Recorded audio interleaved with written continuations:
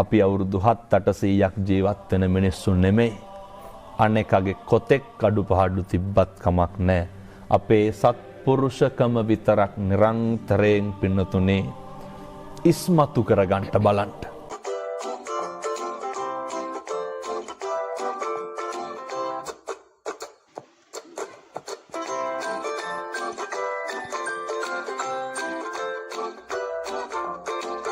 හැමෝම ආදරයෙන් පිළිගන්නවා ගුරු ව්ලොග් මගේ channel එකට.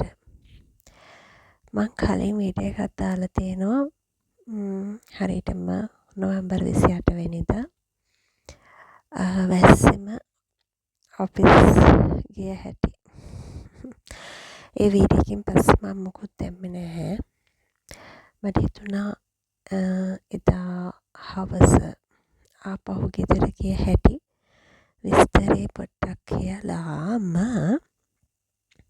අද වීඩියෝ එකට යන්න ඕනි කියලා. ඉතින් 28 වෙනිදා පාර්ලිමේන්තු රෝඩ් එකේ මේ විදියට මම ගොඩක් බයෙන් තමයි ගියේ. මොකද අනපේක්ෂිත දේවල් මේ ජීවිතේ වෙන්න පුළුවන්. ඉතින් අනපේක්ෂිතතාවය හොඳින්ම දැනුණ මොහොතක්. මං තනියෙන් නන්න අඳුනන ට්‍රේවිල් එකක තමයි මේ යන්නේ. ඉතින් මොන වගේ දෙයකට මුහුණ පාන්න සිද්ධ වෙයිද කියලා මංවත් දන්නේ නැහැ. හැමදේම මගේ ඔළුවේ තිබ්බා. මාර ඔළුව මෙසප්. ඒ කියන්නේ විපතක් වෙන්නත් කලින් අපේ මනස ඒකට හැඩ ගැහිලානේ.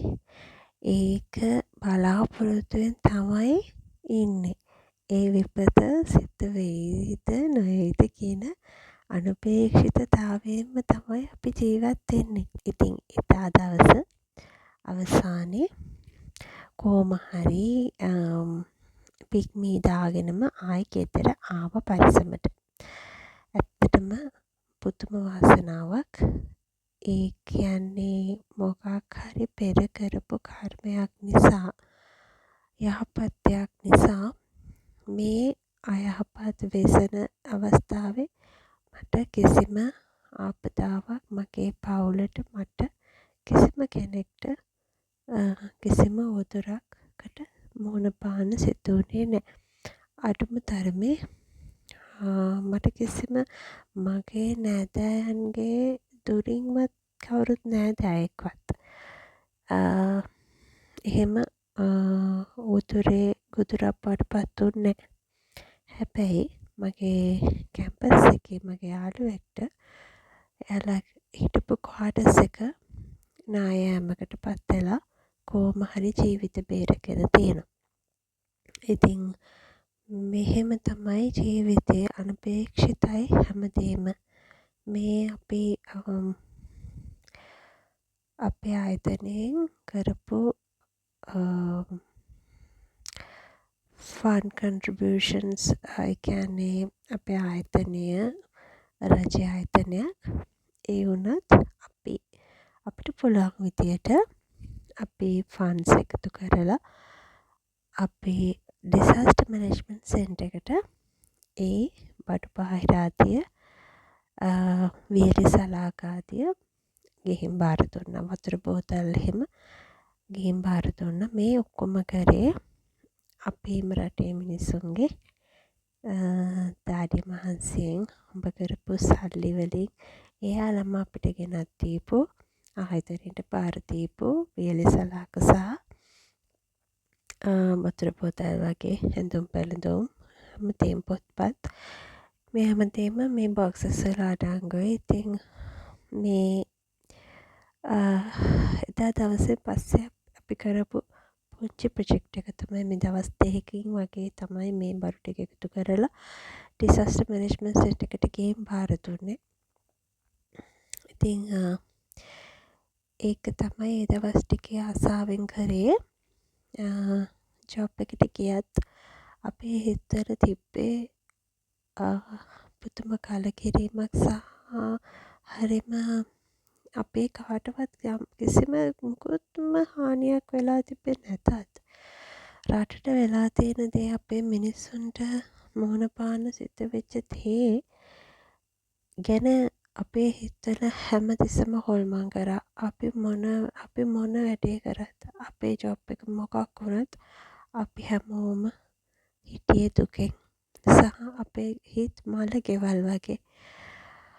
අපේ හිත්වල තිබුණා ඒ කම්පාව, ඒ අඳෝනාව, ඒ දුක්ඛ දෝමනසයන් අපේ හිත්වල පෙළපතියක් වෙලා. මෙහෙම ආපදාවකින් කලකිරුණු ජීවිතවලට, අපේක්ෂා භංගත්වයට පත්වෙච්ච ජීවිතවලට මං වගේම අම්මලා, මගේ වගේම දරුවෝ, මගේ වගේම අම්මලා තාත්තලා, මගේ වගේම අක්කලා අයියලා නංගිලා මල්ලිලා කොච්චර යාළගේ ජීවිතවල බලාපොරොත්තු සුන් කරගෙන මේ වෙනකොට හිතා ගන්නවත් බැරි ස්ටේටස් එකක මනස තියාගෙන ඉන්නවද කියලා මට හිතා ගන්න පුළුවන්.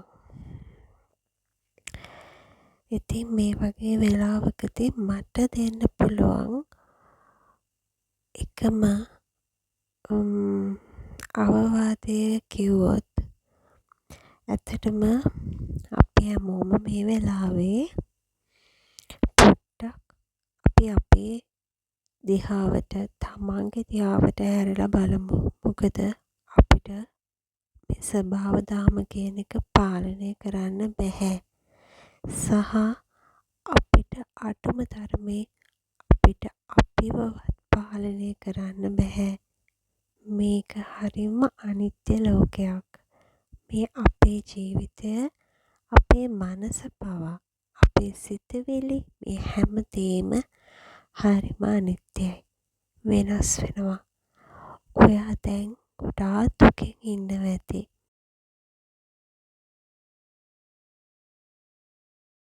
ඇත්තටම මම මේ වීඩියෝ එක කරන්නේ ටිකක් මේ වගේ දෙයකදී අධිසංවේදී පුද්ගලයන්ට. ඒ කියන්නේ සාමාන්‍යයෙන් මේ වගේ දෙයකට කවදාවත් මුහුණ පාලා නැති, එතකම මේ වගේ දෙයකදී ටිකක් මනස පල්ලෙහාට වැටෙන්න පුළුවන්, අපේක්ෂා භංගත්වයට පත් වෙන්න පුළුවන්. ඉතින් අන්න ඒ වගේ කෙනෙක්ට තමයි අද මම මේ වීඩියෝ එක කරන්නේ. ඉතින් ඇත්තටම ඔයා කල්පනා කරලා බලන්න, අපිට මේ ලැබිච්ච මනුස්ස ජීවිතය කොච්චර වටිනවද කියලා. බුදුහාමුදුරුවෝ දේශනා කරලා තියෙනවා අපිට මේ ලැබුණු ජීවිතය කන කැස්පෑව වියසිතුරකින් එළිය බලනවා වගේ කියලා. ඉතින් ඒ තරම් දුර්ලභ වූ මේ මනුස්ස ජීවිතයක් ලැබුණු ඔයාට මේ හැමදේම පොදු ධර්මතා. ඔයාටත් මටත් මේ හැමදේම අපි දෙන්නටම පොදුයි. මේ දේ මුහුණ පාපු ඔයාටත්, මේ දේට මුහුණ නොපෑවත් ඒ දුක්ඛ දෝමනසයන් දැක බලාගෙන මමත් එක ආකාරයක දුකක් විඳිනවා. ඉතින් අපි දෙන්නම ඇත්තටම මේ ලෝකේ ධර්මතාවලට යටත්. මේ ලෝකය කියන්නේ ගොඩක් අනිත්‍ය දෙයක්. මොකද ඒ දේ හැමතිස්සෙම වෙනස් වෙනවා. සහ මේ සබා දහම කියන්නේ අපිට පාලනය කරන්න පුළුවන් දෙයක් නෙමෙයි. මේ අඩුම තරමේ ඔයාටවත් ඔයාව පාලනය කරගන්න බෑ නේද? ඔයාගේ හිත ඔයාට පාලනය කරගන්න පුළුවන්ද? ඒක ටිකක් අමාරුයි නේද? සිත කියන එක අපිට නවත්තන්න බෑ. ඒක අපේ පාලනයෙන් තොරව සමහර වෙලාවට යනවා. ඉතින් එතකොට අපේ පාලනේ මොනවද තියෙන්නේ? අපේ පාලනේ කිසිවක් නැහැ. අපේ පාලනේ තියෙනවා නම් විතරයි නේද ඒක මගේ කරගන්න පුළුවන් වෙන්නේ.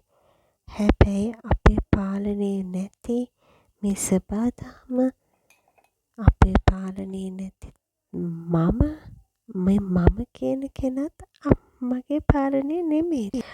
ඔයාට මේ දේවල් තේරුම් ගන්න පුළුවන් බුද්ධියක් තියෙනවා. ඔයාට අනිවාර්යයෙන්ම මේ දේවල් හොඳින් තේරුම් අරගෙන පමා නොවී ඉක්මනින්ම මේක අවබෝධ කරගෙන මේ සසර ගමනේ මේ දුක් දෝමනසයන්ගෙන් අවසානයක් දකින්න අපිට පුළුවන්කමක් තියෙනවා. අනිවාර්යයෙන්ම අපි ඒකට පින්වන්තයි. මොකද අපි හැමෝම මේ මනුසාත්මයක් ලබලා තියෙන්නේ අනේ දේ කරගන්න. ඒ දේට තමයි අපි මනුස්ස වෙලා ඉපදුනේ. හැබැයි ඒ දේ අපිට අමතක වෙලා දවසට විනාඩි 10ක්වත් අරගෙන තමන් දිහා බලන්න. පිට කෙනෙක් වගේ තමන් දිහා බලන්න. එතකොට තේරෙයි මෙතන මම කියලා කෙනෙක් නැහැ කියලා. ඇත්තටම අපි හැමෝම මේ මම කියන දෘෂ්ටියෙන් ගැලවිච්ච දවසට තමයි අපි සෝවාන් වෙන්නේ. මම කියන දෘෂ්ටිය ඒ තුළින් ගැලවෙන එක ඇත්තටම ප්‍රැක්ටිස් කරන්න ඕන දෙයක්. ඒ නිසා තමයි මම කිව්වේ දවසට විනාඩි 10ක්වත් අරගෙන අපේ දිහා බලන්න පුරුදු වෙමු. අපේ සිත දකිමු. එතකොට ඔයාට පුළුවන් වෙයි අපේ මේ බුදුදහම මේ බුද්ධ ධර්මය දකින්න. ඒ දේ දකින්න ඔයාට ශක්තිය ලැබෙයි. ඉතින් අපි අපේ තියෙන වයිබ්‍රේෂන් එක වෙනස් කරගමු. අපිට එතකොට අපිට යහපතක් වෙයි අනිවාර්යයෙන්ම. මොකද මම මේ කාරණය කියන්නේ මෙහෙම හැමදේම නැති වුණු කෙනෙක්ට බුදු දහම කියනවා මිසක වෙන කියන්න දෙයක් නැහැ. හැබැයි අපි ජීවත් වෙන්න ඕනේ. අපිට පුළුවන් විදියට අපි මේ ජීවිතේ නැවත ගොඩනගා ගන්න ඕනේ. ඒකට මට පුළුවන් විදියට මගේ channel එකෙන් මම ඔයාට උදව් කරනවා. ඉතින් අපි හැමෝම එකපාර මනස කඩාගෙන වැටෙනවා. අපේ මනස එකපාරට මොටිවේට් වෙනවා. අපේ මනස කියන දේත් හරියට වෙනස් වෙන දෙයක්. ඒවත් මම කලින් කිව්වා වගේ අනිත්‍යයි. ඉතින් ඔයාට දැන් හිතන දේ තව දවස් කිහිපයකින් හිතෙන්නේ නැති වෙන්න පුළුවන්. ඒ නිසා ඔයාට දැන් ඔයා මොනවා හිතුණත් ඔයා ඒක ගැන worry වෙන්න එපා. It's okay. It's okay if you are overthinking it. It's okay if you feel little sad. It's okay if you don't know the answer. It's okay if you need to rest today. It's okay if you struggle to stay positive. It's okay if you don't know what to do next. It's okay if you have your own boundaries. It's okay if you feel insecure today. ඉතින් අපි හැමෝටම එකම විදියට චිත්ත තරංගයන් එන්නේ නැහැ. අපිට මේ ලෝකෙ වෙනස් වෙනාත් එක්කම අපේ චිත්ත තරංගයන් වෙනස් වෙනවා. අපිට මොන පාන වෙන සිත් යනවා අපේ සිත වෙනස් වෙනවා. සිත කියන දෙයට යටත් වෙලා ජීවිතේ දුකක් කරගන්න එපා. ඒක ඕවර්කම් කරන්න. ඉතින් ඔයා දන්නවද අපි හැමෝටම අපි වටා තියෙන චුම්බක ශේෂ්ත්‍රයක් එහෙම නැත්නම් ශක්ති ශේෂ්ත්‍රයක් අපි වටා හැමතිස්සෙම තියෙනවා. ඒක එක එක කම්පන දර්ශක වලට අදාළව තමයි තියෙන්නේ. සමහර වල සංඛ්‍යාතයන් එක එක ගණන් වලට තියෙනවා. හැබැයි ඉහළම කම්පන දර්ශකය 1000යි අඩුම එක 1යි. එතකොට ඔයා ඉන්නේ කොයි අවස්ථාවද කියන එක තේරුම් ගන්නත් ඕනි. සමහර පුද්ගලයන් ඉන්නවා ඒගොල්ලෝගේ කම්පන සංඛ්‍යාතයන් පල්ලෙහා. ඒ කියන්නේ ඒගොල්ලෝ ඉන්නේ හැමතිස්සෙම තරහින්, වෛරයෙන්, අනිත් කෙනා ගැන ක්‍රෝධයෙන්, ඍණාත්මක සිතුවිලිත් එක්ක තමයි ඒ අය ඉන්නේ. හැබැයි තව දෙයක් තියෙනවා. ඒගොල්ලෝ හැමතිස්සෙම ඒ ඍණාත්මක බව නිසාම එයාලට සෞඛ්‍ය පැත්තෙන් වුණත් බලපෑම් තියෙන්න පුළුවන්. එයාලට රෝග, පීඩා මේ හැමදේම හැදෙන්න පුළුවන් සම්භාවිතාවය වැඩි. ඊළඟට අනිත් කෙනා කම්පන දර්ශකයේ ඉහළ කෙනා සාමාන්‍ය සංඛ්‍යාත 200ට වඩා වැඩි නම් ඒ කෙනාට රෝග පීඩා හැදෙන්න පුළුවන් අවස්ථාව අඩුයි. සහ එයාගේ තුළ තියෙන ඒ ශක්තිය නිසා, එයාගේ වටා තියෙනම ශක්තිය නිසා එයා ටිකක් සාමකාමී. එයා හැම දෙයකම ලස්සන දකිනවා. කාටවත් කම්ප්ලේන් කරන්නේ නැහැ. පැමිණිලි කරන්න, කම්ප්ලේන් කරන්න, අනිත් අයට බයින්න, වෙන අයගේ දොස් කිය ඉන්න. ඉතින් අපි අනුකම්පාව, ආදරය, යහපත් ක්‍රියා, ඉවසීම යනාදිය පුරුදු කරනකොට අපේ කම්පන සංඛ්‍යාතය ඉහළ නංග ගන්න පුළුවන්. ඒ වෙනුවට අපිට පුළුවන් වෛරය, කෝපය, දොස් පැවරීම, අමනාපය, ඊර්ෂ්‍යාව, අන් අයට කම්ප්ලේන් කරනවා වගේ දේවල්, ඒ වගේම අනිත් අයගෙන් දේවල් ඉල්ලනවා. ඒ කියන්නේ අර හැමතිස්සෙම ආත්මාර්ථකාමීව දේවල් ගැන සිතුවිලි නඟනවා.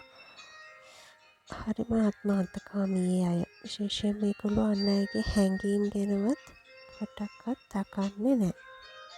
ඒගොල්ලෝ ඒ වගේ පුද්ගලයන්ගේ කම්පන සංඛ්‍යාතය හරිම අඩුයි. ඉතින් අපි මුලින්ම හිතට ගමු අපිට පුළුවන් විදියට අපි අනිත් කෙනාට මෛත්‍රී කරන්න, ආදරය කරන්න, අපි වටා තියෙන වයිබ්‍රේෂන් එක වැඩි කරගන්න ඒ හරහා අපිට පුළුවන්. ඉතින් දැන් අපිට සිද්ධ වෙච්ච දේ ගැන, අතීතය ගැන හිතලා වැඩක් නැහැ. නැති වුණු දේවල් ගැන හිතලා වැඩක් නැහැ. අපි හැම විටම සුබවාදීව හිතමු. හැබැයි අනිත්‍ය බව දැනගෙන ඒ බව, මොකද මේක සර්ව සුබවාදී ලෝකයක් නෙමෙයි. මේ ලෝකය වෙනස් වෙන සුළුයි. දුක, සැප හැමදේම තියෙන ලෝකයක්. අෂ්ටලෝක ධම කියන්නේ ඒකනේ. අපිට පුළුවන් නම් දුකක් ආවත්, සැපක් ආවත් ඒ හැම වෙලාවකම එකම වයිබ්‍රේෂන් එකේ ඉන්න. සැපක් ආවහම, සතුටක් ආවහම හුඟ සතුටු වෙන්නේ නැතුව මේකත් తాවකාලිකයි, මේ දුකත් తాවකාලිකයි, මේ සතුටත් తాවකාලිකයි, මේ මම ඉන්න ඕනේ මේ මධ්‍යස්ථ තැනක කියන එක අවබෝධ කරගන්න ඒ මධ්‍යස්ථ භාවයට හිත ගේන්න පුළුවන් නම් ඇත්තටම ඒක තමයි අපි මේ ලෝකයේ අනිත්‍ය බව දැක්කා වෙන්නේ. ඒක ප්‍රායෝගිකව කරන්න අපිට දැන් පුළුවන්. ඔයාටත් මටත්. මම මේ හැමදේම මේ භාවනා කරන එහෙම කෙනෙක් නම් නෙමෙයි. ඒත් මම වඩා බණ අහනවා. ඉතින් ඒ දේවල් වලින් මගේ ඔළුවට, මගේ මනසට එකතු කරගත්ත දේවල් මට අවබෝධ වුණු ටික තමයි මම මේ කියන්නේ.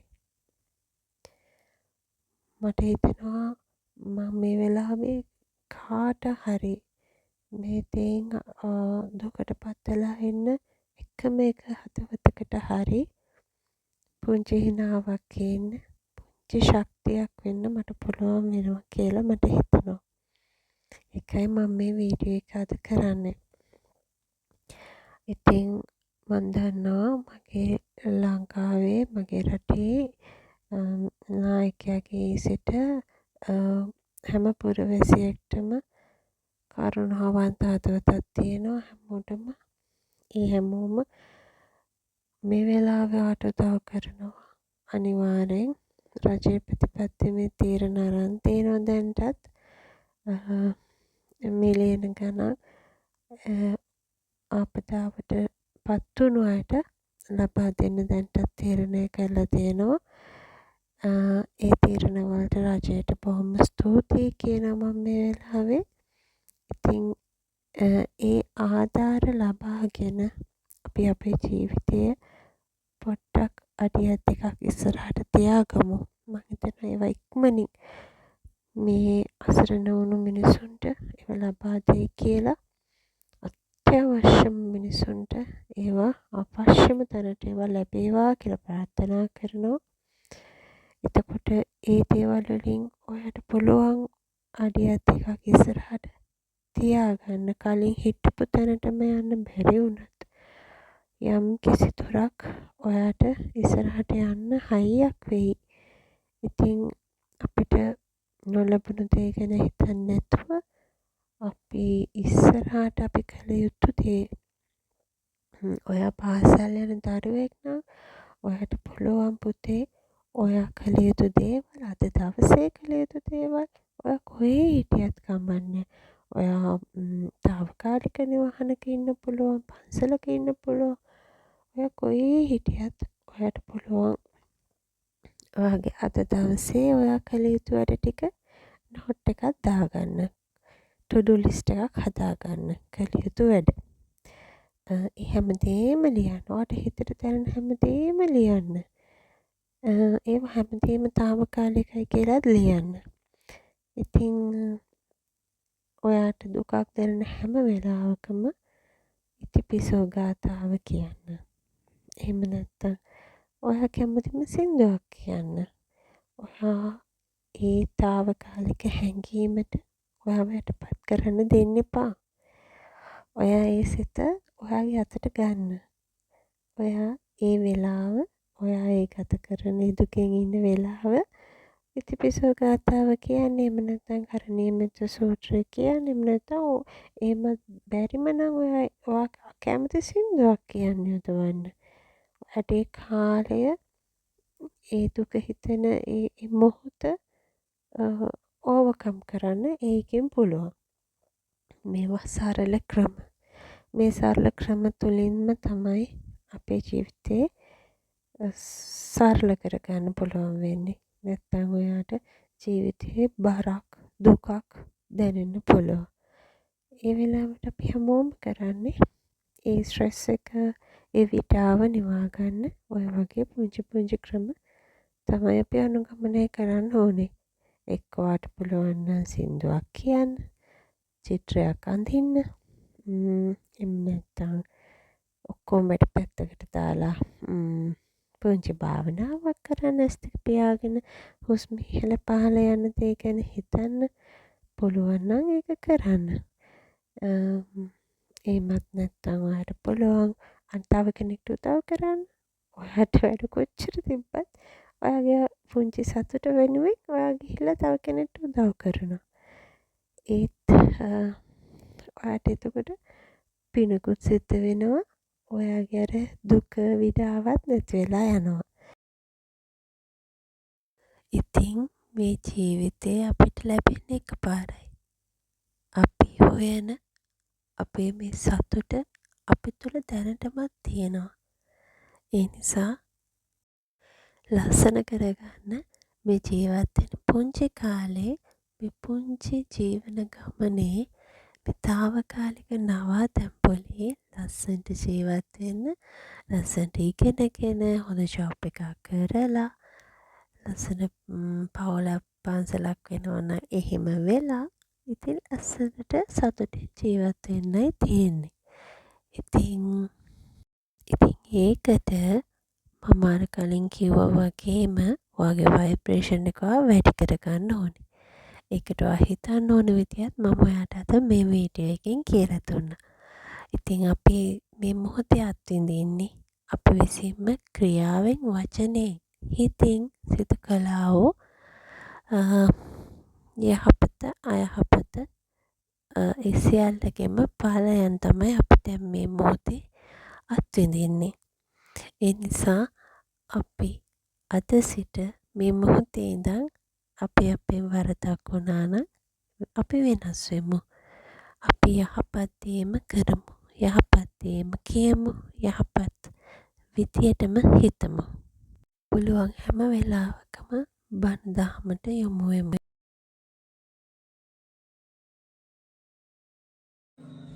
අද මම මේ ගල්පිල්ල පන්සලට ගියා දොළුවේ. ඊට පස්සේ මේ ළමයි පවුල් 108ක පිරිසක් එකේ ඇඳිලා ඉන්නවා. ඉතින් මම අර ඕගොල්ලන්ට ඉස්සෙල්ලා වීඩියෝ ටික කොයි ෆොටෝස් වගේ කොයි දැම්මේ ඒකේ.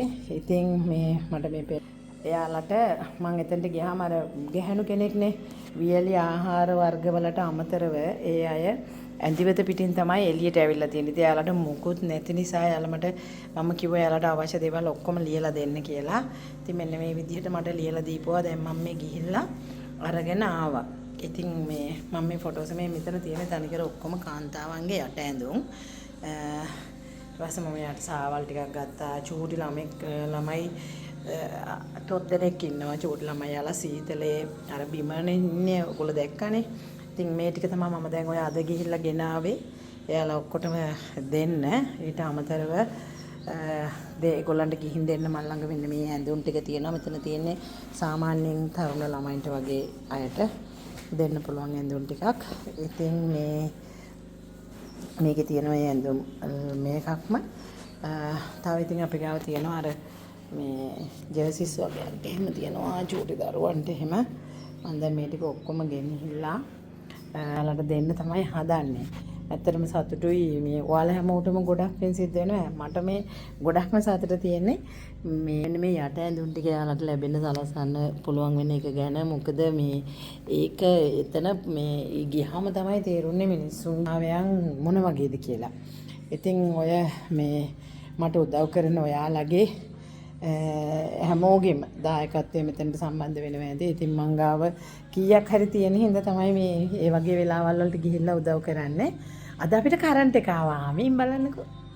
ඉස්සෙල්ලාම මේ අද තමයි කරන්ට් එක ආවේ. ඉතින් මම දැන් මේ ටික ලෑස්ති කරගෙන මේ අද හවසේ යන්න බැරි වුණොත් හෙට උදේම ගිහිල්ලා දීලා එනවා. මං හිතාගෙන ඉන්නේ එතනට ගිහිල්ලා යාලට ටිකක් හිත හදාගන්න තමන් සතු සියල්ලා හිමි වෙලා තියෙන වෙලාවක හිත හදාගන්න ටිකක් එයාලත් එක්ක කතා බහ කරන්න කියලා. මේ ජීවිතයේ යථාර්ථය ටිකක් හරි කියලා දෙන්න පුළුවන් ද බලන්න මේ වගේ වෙලාවකවත්. ඉතින් දැන් මං හිතනවා ඕගොල්ලන්ට ඕන කෙනෙකුට එන්න පුළුවන් වෙයි කියලා නිහඬ අරනට. ඉතින් ඕගොල්ලෝ එන්න. ඊට අමතරව දැන් මේ මිනිස්සු මගෙන් ඉල්ලපු එකම දේ තමයි යාලට ඒ හාමුදුරුව පොඩි වීඩියෝ එකකුත් කිව්වා. ඒ හාමුදුරුව අර ඒ හාමුදුරුවන්ගේ පන්සල අවට තියෙනවා කියලා පර්චේස් 60ක් විතර ඒක අරන් දෙන්න කියලා පර්චේස් එක රුපියල් 30000 ගානේ කියලා බලමුකෝ. මම ඉතින් කිව්වා මට පුළුවන් දෙයක් තියෙනවා නම් කරන්නම් කියලා. අපිට පුළුවන් ද කියලා උත්සාහ කරලා බලමු මොනවද වෙන්නේ කියලා. ඉතින් එහෙම මේ උදව්වක් කරන්න පුළුවන්කමක් තිබුණොත් ඉස්සරහදී අපි හැමෝම එකතු වෙලා බලමු එයාලට මොන හරි උදව්වක් කරන්න පුළුවන්ද කියලා. මොකද රජයෙන් දෙනවලු ලක්ෂ 20ක්ද 16ක්ද මන් දන්නේ එක පවුලකට. හැබැයි මේ එහෙම දුන්නා කියලා අර ඉඩමක් තිබ්බොත් ඒගොල්ලන්ගේ ඒ මුදලින් ඒගොල්ලන්ට හදාගන්න පුළුවන් කියලා තමයි ඒගොල්ලෝ කිව්වේ. ඉතින් මොනවා හරි දෙයක් ඔය පුංචි හරි දෙයක් කරන්න කියලා මෑන් වහන්ස කියලා උදව් කරන හැමෝටම බොහොම පිං. මම දැන් එතනට ගිහිල්ලා අද මේ ටික දීලා අද නිහඬ අරමින් එයාලට දවල් දානෙත් හදලා ඇරියා. සමහර විට මම දැන් ගිහිල්ලා හෙටත් ඕනනම් දානේ හදාගෙන යනවා. බත් පාර්සල් අරන් යන්නේ. එහෙම ගිහිල්ලා මේ දිගටම බලමු අපිට මොනවද ඒ තැන් වලට කරන්නම පුළුවන් කියලා කරන්නම අවශ්‍ය මොනවද කියලා. ඒ තැන් වලට බලලා හොයලා කරලා දෙන්න ශක්තිය හම්බුනේ ඇත්තටම ඔයාලා නිසා. ඉතින් බොහෝම පිං හැම දිනාටම නිවන පිණිසම වේවා. වීරියම වැඩේවා. මේ බොරු මායාකාරී පැවැත්මෙන් අයින් වෙන්න. තෙරුවන් සරණයි.